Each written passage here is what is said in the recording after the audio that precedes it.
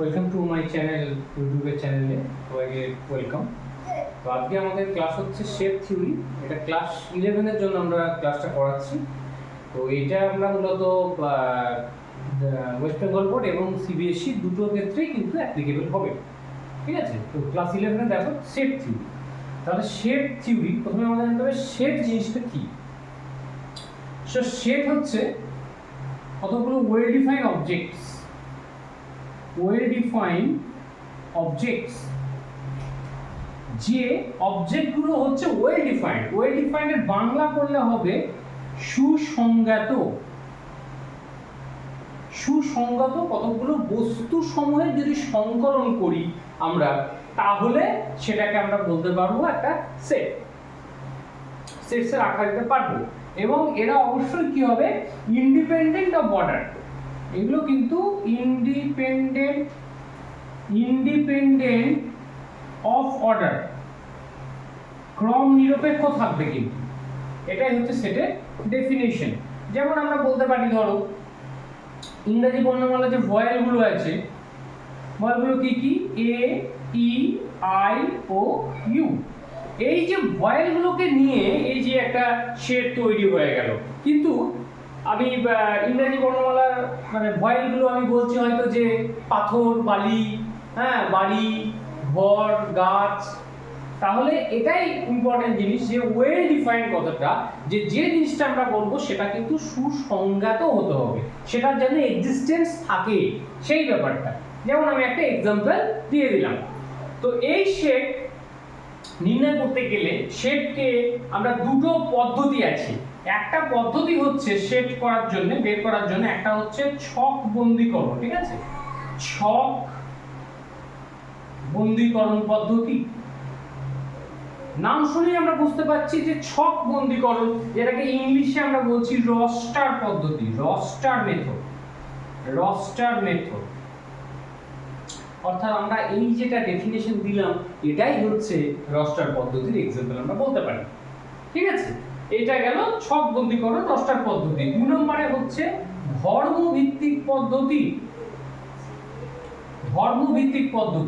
এটা হচ্ছে property method, ঠিক আছে? একটা প্রপার্টিকে নির্দিষ্ট এখানে করতে হবে। তো আমরা কোন ধরনের প্রপার্টিগুলোকে এখানে নির্দিষ্ট করব? দেখো, হয়তো আমি ধরো বলছি যে x such that, এই চিহ্নটাকে সেটে বলে such that। হ্যাঁ, বাংলাগুলো করা একটু মুশকিল, এগুলো বেশিরভাগই টার্মগুলো ইংলিশেই টার্মগুলো। তো এটা আমরা বলতে পারি এমন যে, হ্যাঁ, যে x গুলো, সেই x গুলোর মধ্যে কি আছে, x গুলো n এর মধ্যে আছে। এখানে আমি যদি ইংলিশেই লিখি and x এর ভ্যালুটা ধরো আমি নিলাম 3 থেকে 15 পর্যন্ত, লেস ইকুয়াল টু 15 অবধি আমি জিনিসটাকে নিয়ে নিলাম। তাহলে এখানে কিন্তু আমরা ডাইরেক্ট বলছি না, এখানে একটা প্রপার্টিকে আমরা মেনশন করছি। সেই প্রপার্টিটা কি? x such that যে x গুলো n এর ভেতরে আছে, অর্থাৎ সেট অফ ন্যাচারাল নাম্বার হচ্ছে 1 থেকে স্টার্ট, 1 2 3 4, এগুলো হচ্ছে ন্যাচারাল নাম্বার। এবং কি বলেছি, x এর ভ্যালু হচ্ছে 3 থেকে 15 মধ্যবর্তী এবং 15 পর্যন্ত হবে, যেহেতু এখানে লেস ইকুয়াল টু আছে। তার মানে এটাকে যখন আমরা সেটের আকারে পুরোপুরি লিখে দেবো এইভাবে, তখন সেটা কিন্তু একটা আলটিমেট ছকেই বন্দী হয়ে যাবে। কিন্তু এইভাবে যদি জিনিসটাকে ডিফাইন করি আমরা, তাহলে সেটাকে আমরা বলতে পারবো ধর্মভিত্তিক পদ্ধতি। তাহলে আমরা শেড দেখলাম, শেড নির্ণয় দুটো পদ্ধতি দেখলাম, একটা ছক বন্দীকরণ বা রস্টার মেথড, আর একটা হচ্ছে ধর্মভিত্তিক বা প্রপার্টি মেথড। এটা আমরা বলতে পারি। এটা হয়ে গেল। আচ্ছা, এরপরে আমরা আসবো বিভিন্ন টাইপের যে শেড আছে, হ্যাঁ, টাইপস অফ সেটস। সেটের কি কি টাইপ থাকতে পারে? Types of shade. প্রথমেই একটা শেড আমি বলবো, সেটা হচ্ছে সসীম শেড। সসীম, যেটাকে ইংলিশে বলছি আমরা ফাইনাইট সেট বলতে পারি, সসীম শেড। আর একটা হচ্ছে অসীম শেড। নাম শুনেই আমরা বুঝতে পারছি এটাকে বলি ইনফাইনাইট শেড, আর এটাকে ফাইনাইট সেটও বলতে পারো, ইংলিশে লিখে দাও একবারে। আচ্ছা, তাহলে সসীম শেড মানে যেটা নির্দিষ্ট শেষ রয়েছে, আর অসীম মানে যেটা চলতে থাকবে। সসীম শেড তো আমরা আগেই বললাম, ইংরেজি বর্ণমালার ভয়েলগুলো বা যে কোনো ভাবে শেড আগে যেটা লিখলাম ওগুলোই সসীম শেডের এক্সাম্পল। এবার অসীম শেড কি? আমি বলে দিলাম, ধরো x such that যে x গুলো belongs to, আচ্ছা এই চিহ্নটাকে বলে belongs to মানে হচ্ছে অন্তর্গত, অন্তর্ভুক্ত, ওর মধ্যে আছে। to belongs to n, to n এর মধ্যে আছে, সেরকম x belongs to r, x টা r মানে সেটা রিয়েল নাম্বার, বাস্তব সংখ্যাগুলো, and x এর ভ্যালু গ্রেটার দ্যান 100। তাহলে দেখো এই জায়গাটায় x টা 100 থেকে বড়, 100 থেকে বড় মানে কেউ বললো 105, কেউ বললো 200, কেউ বললো 500, কেউ বললো 1000, বলেই যাবে, এটা কোনো শেষ নাই, যে যেটাই বলবে তার থেকে আমরা এক করে বাড়িয়ে গেলেই নাম্বারটা বাড়তে লাগবে। তাহলে এটা একটা एग्जांपल আমরা বলতে পারি ইনফাইনাইট সেটের। কিন্তু ফাইনাইট সেট আমি হয়তো এটাকে যদি ঘুরিয়ে লিখে দিই যে একটু অন্যভাবে, x টা বিলংস টু আমি n দিয়ে দিলাম এন্ড x এর ভ্যালু আমি দিয়ে দিলাম যে 2 থেকে ধরো 100 এর মধ্যে। তাহলে এটা কি আমার 100 এর আগে গিয়ে ন্যাচারাল নাম্বার 99 এ কপি হয়ে যাচ্ছে। এটা হচ্ছে সসীম সেটের एग्जांपल। তাহলে এটা অসীম আর সসীম সেটের টাইপসটা আমরা জানলাম, ডেফিনিশনটা অ্যাকচুয়াল জেনে গেলাম। 2 নম্বরে হচ্ছে একপদী সেট। ইংলিশ গুলো কিন্তু আমাদের মাথায় রাখতে হবে। ইংলিশ হচ্ছে সিঙ্গেলটন সেট, নামই বলে দিচ্ছে সিঙ্গেল, একা। তার মানে কি আমরা বলছি x such that x belongs to n and x এর ভ্যালু 3 থেকে 5 এর মধ্যে রয়েছে। তাহলে 3 থেকে 5 এর মধ্যে ন্যাচারাল নাম্বার কি পাবো আমরা? একটাই পাবো, দ্যাট ইজ 4 পেয়ে যাচ্ছি। তো এটা হচ্ছে একটা একপদী সেটের एग्जांपल, একটাই মাত্র পদ আমরা খুঁজে পাবো। 3 নম্বরে হচ্ছে শূন্য সেট। শূন্য সেটের আবার অনেকগুলো নাম আছে, হ্যাঁ, কি কি নাম? এমটি, empty, কেউ কেউ বলে ভয়েড, আবার কেউ কেউ বলে নাল সেট, অনেকগুলো নাম দিতে পারি আমরা। শূন্য সেট মানে শূন্যের যে কনসেপ্ট, যেখানে কিছুই নেই, ফাঁকা, সেই কনসেপ্টটা এখানে অ্যাপ্লাই হবে।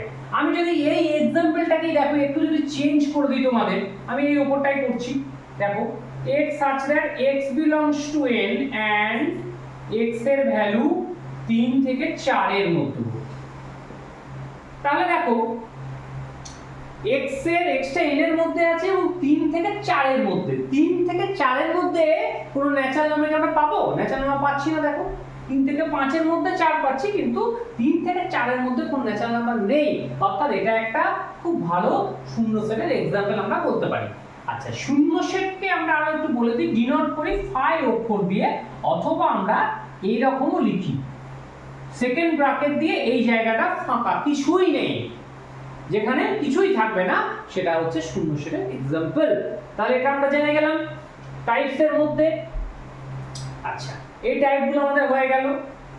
এবার দেখো আসবো যেটা খুবই ইম্পর্টেন্ট, উপসেট আর অধিসেট। উপসেট যেটাকে আমরা ইংলিশগুলো বারবার মাথায় রাখতে হবে, ইংলিশে আমরা বেশিরভাগ বলি সাবসেট, আর একটা হচ্ছে অধিসেট। অধিসেট যেটাকে বলছি সুপারসেট, অধিসেট বলা হচ্ছে। তাহলে দেখো উপসেট কি হচ্ছে? উপ, আমরা বলি যে উপ অঞ্চল, উপ এই, তার মানে কি উপ মানে সে কিন্তু কারো একটা আন্ডারে রয়েছে। তাহলে ঠিক এখানেও ঠিক সেরকম, ধরো আমি বলছি যে রাজা, মন্ত্রী, এভাবে বিভিন্ন আছে, প্রজা। তো এইভাবে রাজা হচ্ছে কি সব থেকে বড়, তার আন্ডারে কারা কাজ করছে? মন্ত্রী, প্রজা, বিভিন্ন ধরনের কাজ করছে। তাহলে আমরা বলতে পারি সাবসেটের চিহ্ন হচ্ছে এইটা, এইটার সাহায্যে আমরা সাবসেটকে প্রকাশ করি। ঠিক এর অপোজিট হচ্ছে অধিসেট, এই দিকে চিহ্নটা হয়ে যাবে, হ্যাঁ, এটা উপসেটের চিহ্ন, এটা হচ্ছে অধিসেটের চিহ্ন।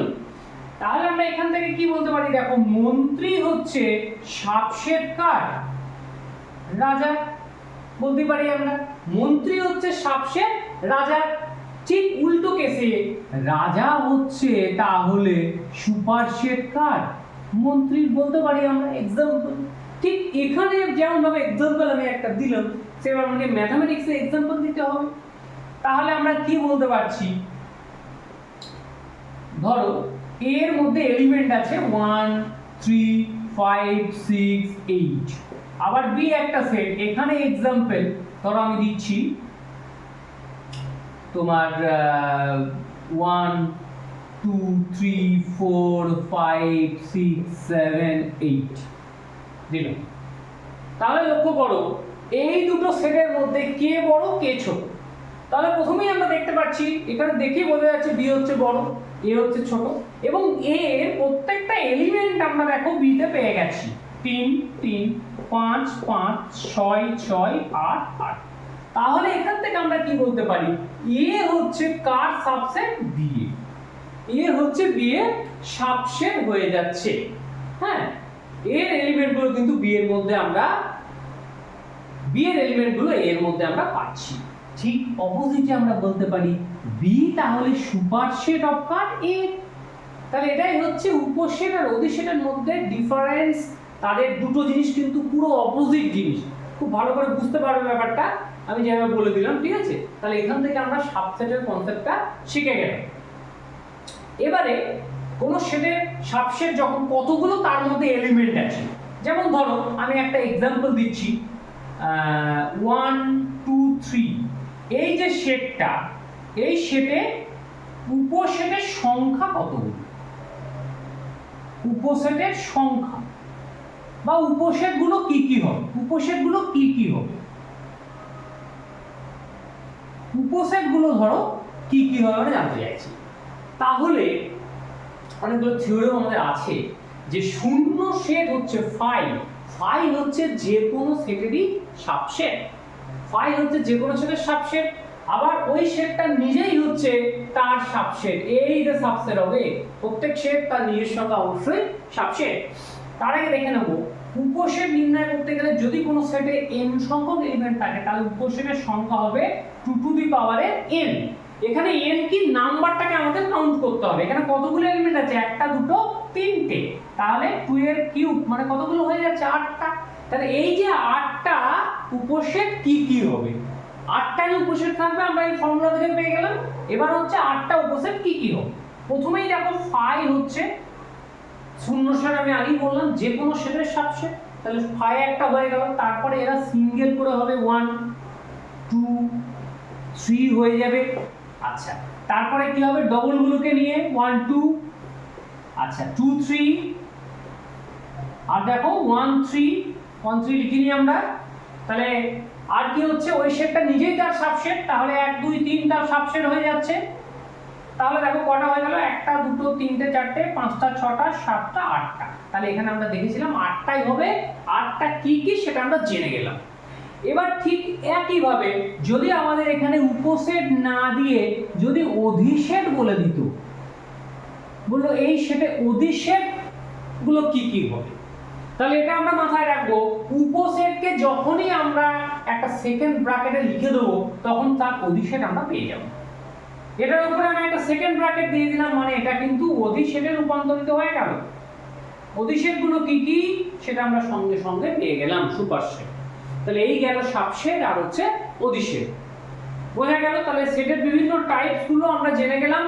আরেকটা জিনিস মনে রাখবো, সবথেকে বড় সেটের নাম হচ্ছে ইউনিভার্সাল সেট, সার্বিক সেট, যেটাকে আমরা ইউ অক্ষর দিয়ে ডিনোট করি বা এস অক্ষর দিয়ে ডিনোট করি। এর কনসেপ্টটা কি রকম দেখো, আমরা বিভিন্ন জায়গায় সবাই বাস করি, কেউ বর্ধমান, কেউ বহরমপুর, কেউ ধরো তোমার কলকাতা, কেউ বেনারস, কেউ বিভিন্ন জায়গায় মানুষ বসবাস করছে, কিন্তু আলটিমেট আমরা সবাই বসবাস করছি কোথায়, পৃথিবীতে। আলটিমেট কিন্তু সবাই আমরা বসবাস করছি পৃথিবীতে। তাহলে সেট হচ্ছে সেরকম একটা ব্যাপার, ইউনিভার্সাল সেট বা সার্বিক সেট। সেটা কি হচ্ছে না, মেন হচ্ছে সবথেকে বড় সেট, যা কিছু আমরা সেটে কারবার করছি সেটা যার মধ্যে করছি সেটা হচ্ছে সার্বিক সেট, যেটাকে আমরা এস বা ইউ করতে ডিনোট করি। এই হচ্ছে আমাদের সেটের মোটামুটি একটা টাইপস গুলো, সেটের ডেফিনেশন, সেটকে আমরা কি কি পদ্ধতিতে প্রকাশ করতে পারি একটু দেখলাম। এর পরের দিনের ক্লাসে আরো আমরা এর পরবর্তী পার্টগুলোকে নিয়ে আলোচনা করব। আজকে সেটের এটা আমাদের ফার্স্ট ক্লাস, ঠিক আছে। এগুলো বাড়িতে তোমরা দেখো, ভালো লাগলে আমাদের কমেন্ট করে জানাও কেমন লাগলো, সাবস্ক্রাইব করো চ্যানেল, ঠিক আছে, ওকে।